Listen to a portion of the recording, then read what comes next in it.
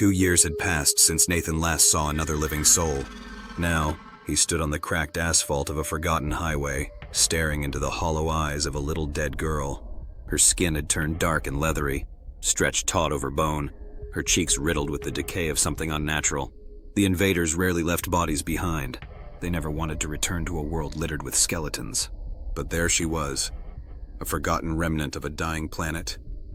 Nathan felt a sickening jolt of excitement. She was the closest thing to another human being he had seen in 6 long years. His mind reeled back to his father's corpse, still fresh in his memory. The man had died cleanly, a tight red bullet hole in his temple, his eyes clouded with blood. Nathan remembered the revolver slipping from his father's cold fingers, the sticky pool of brain and blood seeping into the dry earth beneath him. He had taken the gun and his father's boots and left without looking back, except once when he reached the crest of a hill. His father's body had lain there like discarded roadkill, their overturned truck belching black smoke into the sky. The little girl's wound was different. A gunshot to the calf, as if someone had tried to stop her before ending her suffering. It wasn't the wound that made Nathan vomit. It was the nightgown. The innocent scrap of fabric reminded him that she had been a child who died alone in the dark, screaming in agony beneath the cold, indifferent sky. It had been early spring, if such a season still existed. March 3rd, according to his tattered journal. The last time he had been sure of the date was when he was 9, the day his school burned to the ground. The village followed, flames licking hungrily at the brittle wooden shacks.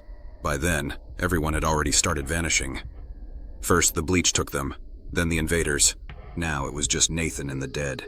He had planned to retreat to the caves, where the air was cool and damp, where the rot of forgotten corpses clung to the walls. It was better than enduring the blistering sun, better than letting his flesh bubble and peel under the relentless heat. He had waited too long. Now he lay under an abandoned car, watching the sky turn red and green, the air thick with mirage. And then he saw them. At first they were only dots. Then the ships grew larger, dark beads against the dying sun. Silent, motionless, observing.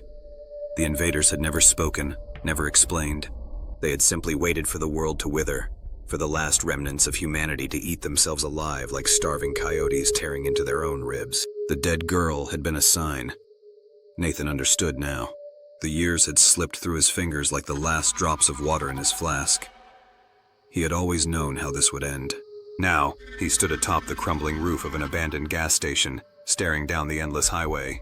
The silence was suffocating, a presence of its own, pressing against his skull. His body was failing, his lips cracked, his cheeks blistered, blood oozing down his chin, but he felt nothing. He was no longer a person. He was only a pair of eyes watching the sky. He had forgotten the caves. He had forgotten everything. The bottle of bleach had rolled from the dead man's fingers in the caves, its contents frothing on his slack lips. Nathan had picked it up without hesitation. He had swallowed it willingly. And now as the world around him melted into a dull, painless gray, he welcomed the oblivion. The last thing he saw, as his vision faded, was the little girl. She lay sprawled on the highway, her unblinking red eyes locked onto his. He smiled.